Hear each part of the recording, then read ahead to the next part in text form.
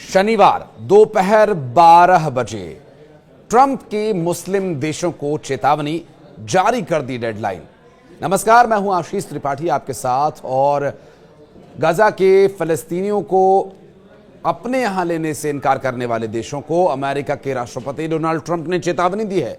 उन्होंने कहा कि यदि वो देश फलस्तीनियों को अपने यहां शरण नहीं देते हैं या उन्हें एंट्री नहीं करने देते हैं तो वो उनकी सहायता रोक देंगे। दरअसल जॉर्डन के नेता किंग अब्दुल्ला द्वितीय वाशिंगटन डीसी पहुंच गए हैं और मंगलवार को व्हाइट हाउस में उनकी मुलाकात राष्ट्रपति डोनाल्ड ट्रंप से होनी है। और इस बीच एक रिपोर्टर ने राष्ट्रपति ट्रंप से ओवल ऑफिस में पूछा कि वो किंग अब्दुल्ला को और ज्यादा फलस्तीनियों को अपने यहां लेने के लिए कैसे राजी करेंगे।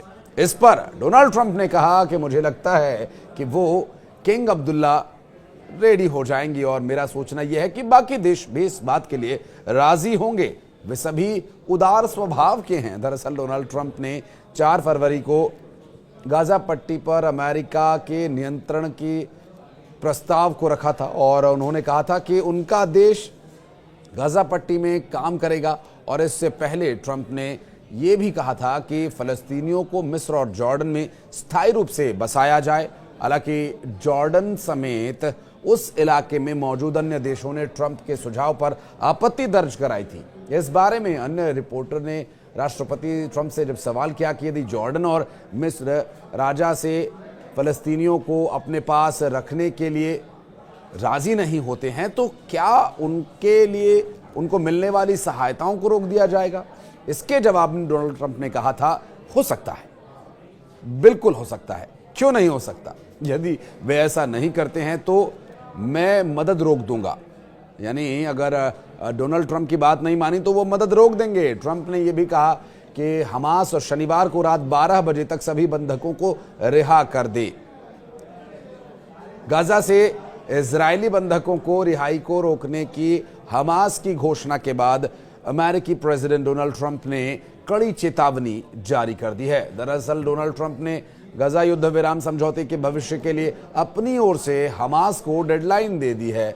और उन्होंने ओवल ऑफिस में कहा, जहां तक मेरी चिंता की बात है, यदि शनिवार 12 बजे तक सभी बंधक रिहा नहीं किए जाते हैं तो मैं समझौता रद्द समझूंगा और अब सारे रास्ते बंद हो जाएंगे और कहर बरपेगा।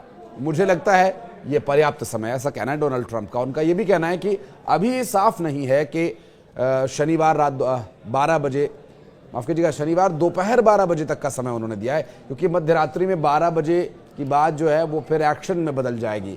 बात भी यहाँ अभी तक पता नहीं लग पाई है, क्योंकि उन्होंने किस टाइम जोन को ध्यान में रखते हुए ये बात कही है। डोनाल्ड ट्रंप के द्वारा ये जो बात कही गई है, इसीलिए ये कन्फ्यूजन पैदा हो रहा है। और ये उम्मीद की जा रही है कि सभी बंधक एक साथ छोड़ दिए जाएं, न कि टुकड़ों टुकड़ों में उन्हें छोड़ा जाए, क्योंकि ऐसा न होने की सूरत में कहर बरपाने के बयान को लेकर जब राष्ट्रपति ट्रंप से ये पूछा गया कि उनका क्या मतलब है, तो उनका जवाब साफ सुथरा था कि आपको पता चल जाएगा और उन्हें भी, हमास को भी पता चल जाएगा कि मेरे कब क्या कहने पर उसका क्या मतलब होता है। उन्होंने कहा कि यदि ये मेरी डेडलाइन है, और इसी फैसले पर इजरायली प्रधानमंत्री बेंजामिन नेतन्याहू ने जिक्र हालांकि नहीं किया।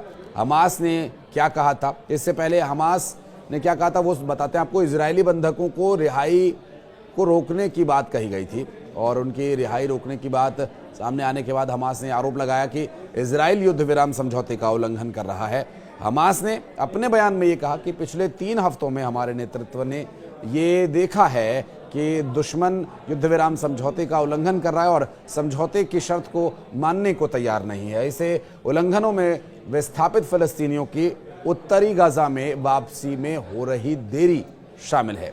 इसके अलावा हमास ने गाजा पट्टी के कई इलाकों में गोलीबारी करने का भी आरोप लगाया है। बहरहाल देखना होगा कि डोनाल्ड ट्रंप की इस चेतावनी के बाद क्या आगे स्थिति बनती है और इसके लिए डोनाल्ड ट्रंप के द्वारा दी गई चेतावनी क्या कारगर होगी या उनकी एक खुली धमकी चिंगारी को और भड़का सकती है। बहरहाल इस बारे में विचार करना होगा।